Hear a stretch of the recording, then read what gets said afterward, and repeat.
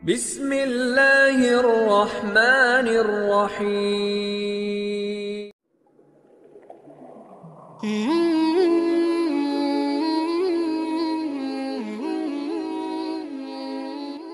Bismillahirrahmanirrahim. Assalamualaikum warahmatullahi wabarakatuh. Syukur alhamdulillah kita bisa berjumpa lagi di channel ini yang insya Allah bermanfaat bagi kita semua. Salawat serta salam tetap tercurahkan kepada junjunan kita Nabi besar Muhammad sallallahu alaihi wasallam.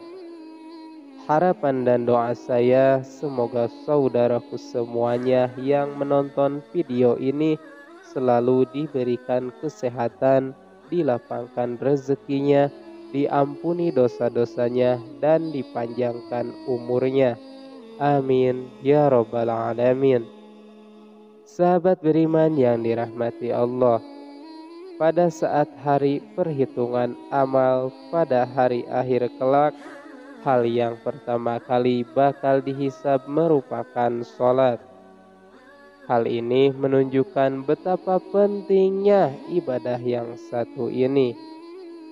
Dalam satu hadis Rasulullah Sallallahu Alaihi Wasallam bersabda, sesungguhnya pertama kali yang dihisab atau ditanya dan diminta pertanggungjawaban dari segenap amalan seseorang hamba di hari kiamat kelak merupakan sholatnya. Bila sholatnya baik maka beruntunglah ia, dan bila mana sholatnya rusak sungguh kerugian menimpahnya. Hadis riwayat Tirmizi. Untuk itu sangat penting bagi kita untuk rutin mendirikan sholat. Namun di zaman yang sudah modern semacam ini, tampaknya tidak sedikit orang yang sudah mulai memandang remeh sholat. Bahkan hanya karena suatu argumen yang sepele saja, seseorang dapat dengan mudah meninggalkan sholat. Bahkan kini tidak sedikit orang yang menganggap bahwa sholat itu hanya sebagai rutinitas ibadah semata. Ada juga seseorang yang melaksanakan sholat karena terpaksa dan lain sebagainya. Hal-hal semacam inilah penyebab seseorang yang rajin sholat namun masuk neraka. Karena dalam melaksanakan ibadah tersebut mereka tidak dengan tutorial ikhlas mengerjakannya. Sahabat beriman yang dirahmati Allah, berikut ini ada beberapa golongan orang yang rajin sholat namun masuk neraka. Yang pertama, sholat namun suka berdusta. Berdosa merupakan salah satu dosa besar dan ancaman siksa yang pedih di akhirat kelak. Di zaman semacam ini, kebohongan tampaknya sudah menjadi suatu kebiasaan di kalangan masyarakat. Padahal sekecil apapun, suatu kebohongan akan tetap dianggap sebagai dosa besar. Meskipun ada seseorang yang rajin sholat dan ibadahnya, namun jika lisannya suka berbohong, maka sholat dan ibadahnya akan sia-sia semata. Karena kebohongan itu akan menghapus amal-amalnya, dan jika ia mati dalam keadaan tidak bertaubat kepada Allah, maka dia akan dimasukkan ke dalam neraka. Allah Subhanahu wa ta'ala berfirman, sesungguhnya yang mengada-ngadakan kebohongan hanyalah orang-orang yang tidak beriman kepada ayat-ayat Allah, dan mereka itulah orang-orang pendusta. Quran Surat An-Nahl ayat 105. Berbohong menunjukkan salah satu ciri dari golongan orang-orang munafik.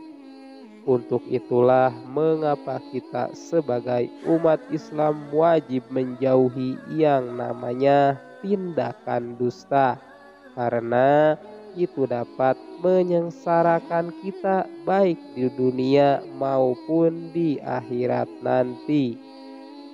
Yang kedua, sholat namun minum minuman keras.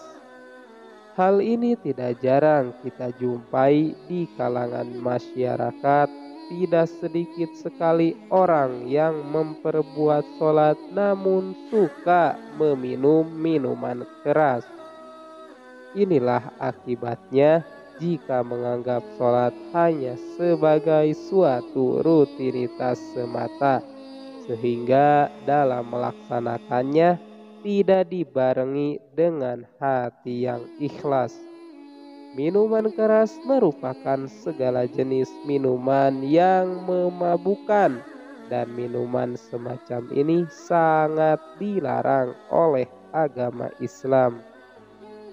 Tidak sedikit orang yang sholat belum tentu dapat terhindar dari minuman keras atau khamr. Rasulullah Shallallahu Alaihi Wasallam sendiri berkata bahwa setiap minuman keras itu merupakan induk dari segala macam kejahatan. Bahkan Rasulullah Shallallahu Alaihi Wasallam juga melarang setiap muslim untuk mendekati khamr, apalagi meminumnya, baik sedikit maupun tidak sedikit. Khamr merupakan barang haram yang tidak boleh diminum oleh orang yang beragama Islam.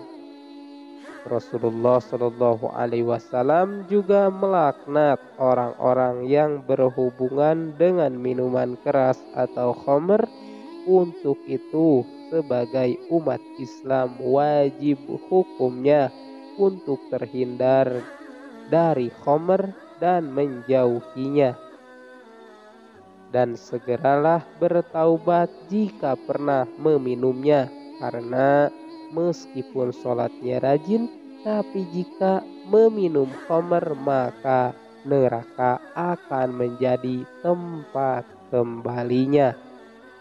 Rasulullah Shallallahu Alaihi Wasallam bersabda, barang siapa minum khamr, tentu Allah memberi minum kepadanya dari air panas neraka jahanam. Hadis riwayat Al-Bazzar. Yang ketiga, sholat namun percaya dukun. Orang yang sholat namun ia percaya dengan dukun atau tukang ramal merupakan salah satu orang yang dapat dikatakan sholat namun ia masuk neraka. Seperti yang kita ketahui, dukun merupakan orang yang mengaku bahwa dia mengetahui perkara-perkara gaib dan tersembunyi. Dalam hadis riwayat Imam Muslim, orang yang percaya kepada dukun maka sholatnya tidak akan diterima selama 40 hari.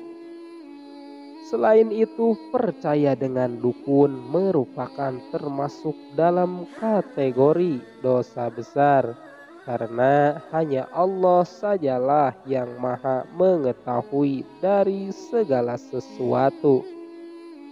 Percaya kepada dukun juga dapat dikatakan sebagai tindakan musyrik, karena dukun itu merupakan orang yang bersekutu dengan bangsa jin.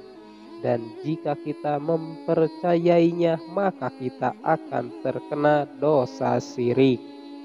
Untuk itu, jika ada orang yang sholat namun mempercayai dukun, benda pusaka, dan sejenisnya, maka ia akan terancam dosa yang sangat besar. Rasulullah Shallallahu Alaihi Wasallam bersabda, barang siapa yang mendatangi tukang ramal atau dukun, kemudian ia membenarkan apa yang dikatakannya, maka sesungguhnya ia sudah ingkar kepada apa yang sudah diturunkan kepada Nabi Muhammad Sallallahu Alaihi Wasallam. Hadis riwayat Abu Daud, At-Tirmidzi, dan Ibnu Majah. Yang keempat, sholat tapi suka mengunjing kejelekan orang lain.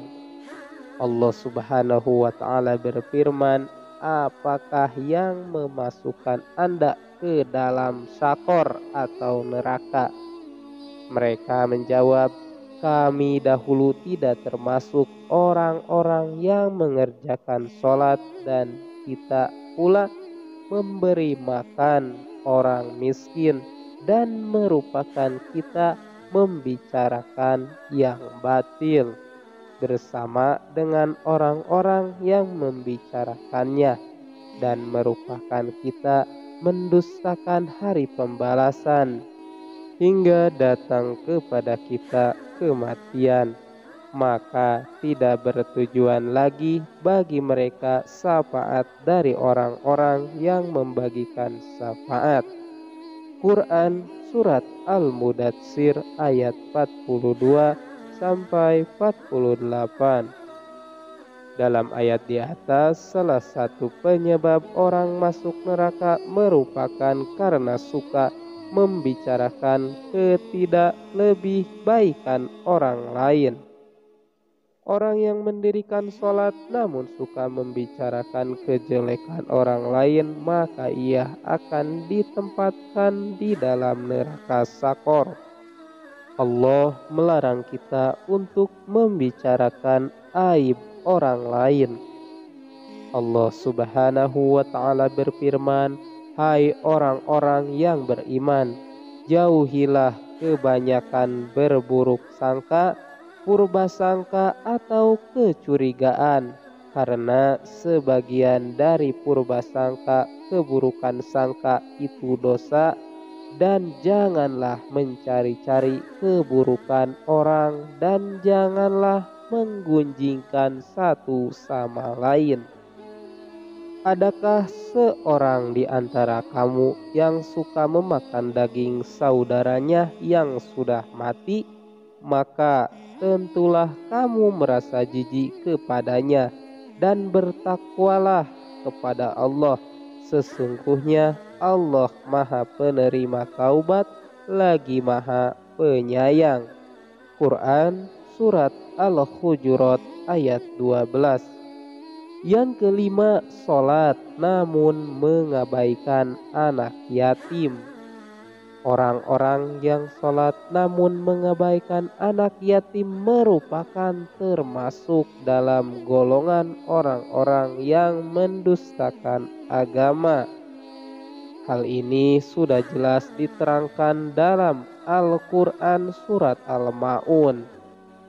Maka orang yang sholat namun tidak mau menolong orang miskin, mengabaikan anak yatim, dan enggan menolong sesama merupakan termasuk dalam orang-orang yang celaka.